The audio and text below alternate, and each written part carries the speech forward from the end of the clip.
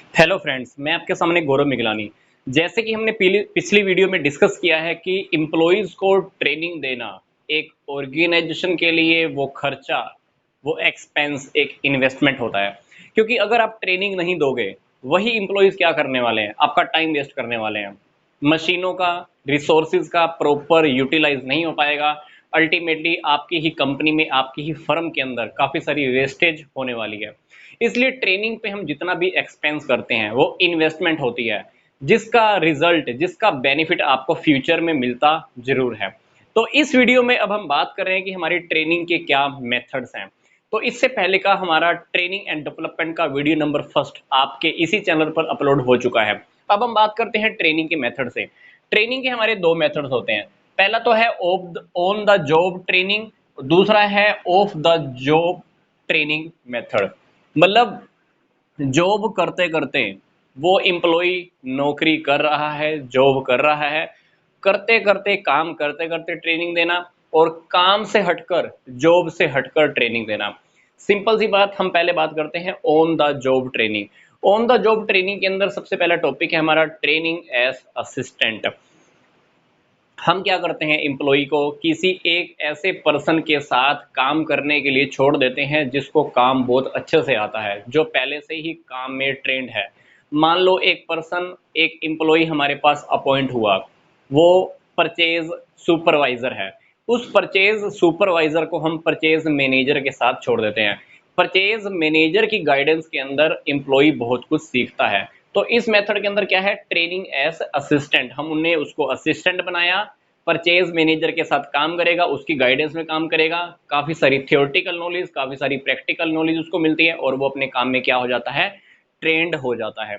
इसी तरह से हमारा दूसरा मेथड है, वो है जॉब रोटेशन। इसके अंदर क्या है, काम करते करते हम एम्प्लॉय को क्या करते हैं, कभी एक डिपार्टमेंट में, कभी दूसरे डिपार्टमेंट में, तीसरे डिपार्टमेंट में काम करने के लिए भेज दिया, चौथे डिपार्टमेंट में काम करने के लिए भेज दिया, पांचवें डिपार्टमेंट में काम कर भेज दिया। तो इस जॉब रोटेशन मेथड से हम कुछ ऐसे एम्प्लॉयज को क्रिएट करते हैं, ऐसी टेक्निक को डेवलप करते हैं कि एक ऐसा एम्प्लॉय हमको मिल जाए कि कल की डेट में मान लो किसी और डिपार्टमेंट में कोई एम्प्लॉय अगर छोड़ के चला जाता है तो वहां पर भी वो काम कर सके।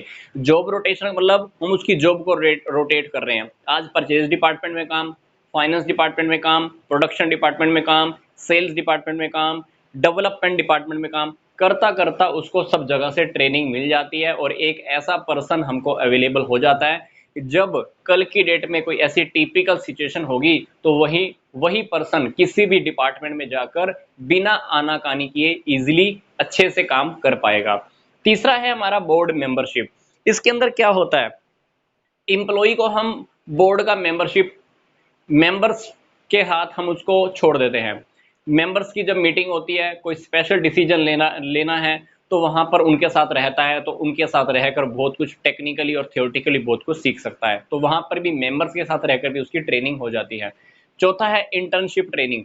इंटर्नशिप ट्रेनिंग आपने सुना होगा, जैसे मान लीजिए कि कोई डॉक्टर की पढ़ाई कर रहा है, तो उसकी डॉक्टर की पढ़ाई के साथ साथ उसको क्या करना होता है, कॉलेज में स्टडी करना होता है, हॉस्पिटल में जाकर उसकी ट्रेनिंग होती है। मतलब उसको थियोरटिकल नॉलेज कॉलेज से मिलती है, प्रैक्टिकल नॉलेज कहाँ से, हॉस्पिटल से जाकर मिल जाती है। उसको बोलते हैं हम इंटर्नशिप ट्रेनिंग। इसी तरह से हमारा है अप्रेंटिसशिप ट्रेनिंग। इसको हम बोलते हैं नव प्रशिक्षु ट्रेनिंग, प्रशिक्षण। मतलब जब भी कोई नया पर्सन हमारे पास सीखने के लिए आता है, उसको हम ट्रेनिंग देते हैं। वो ट्रेनिंग कैसे देते हैं, उस पर्सन को हमें 2 से लेकर 7 साल तक उसको किसी एक ऐसे पर्सन के साथ रहना होता है जो ऑलरेडी बहुत कुछ काम जानता है।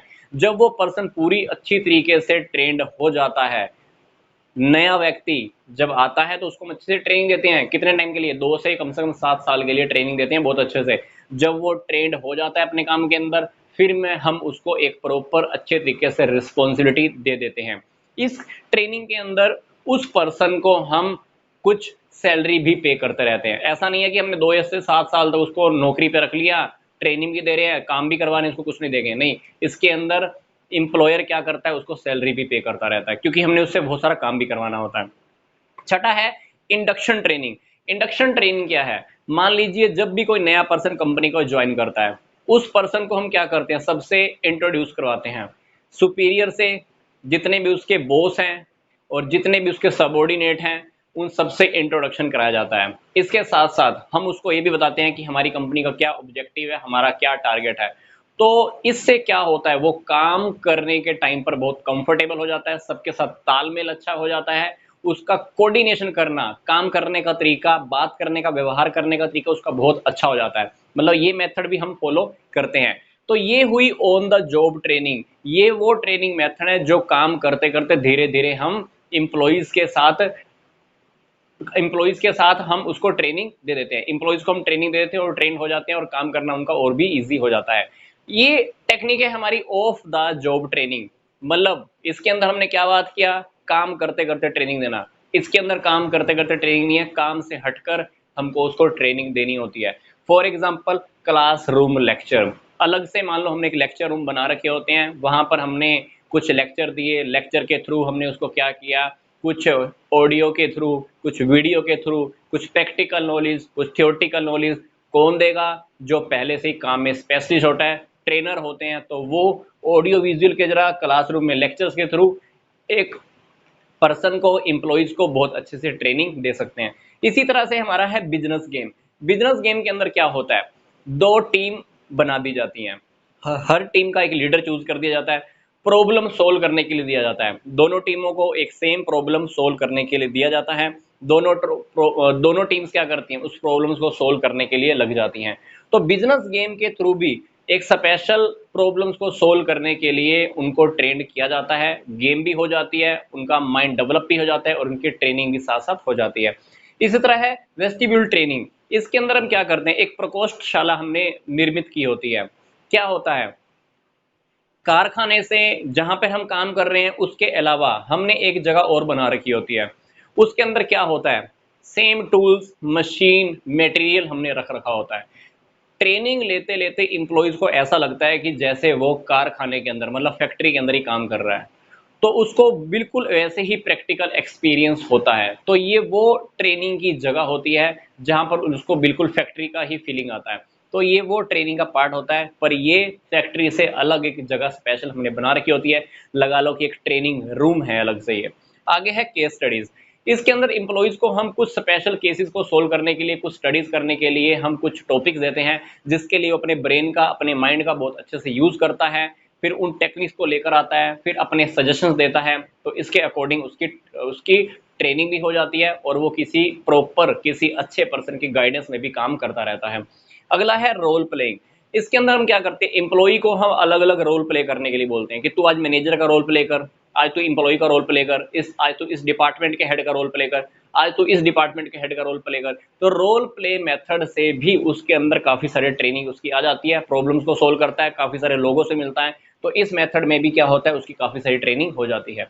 अगला है इन बास्केट ट्रेनिंग मेथड।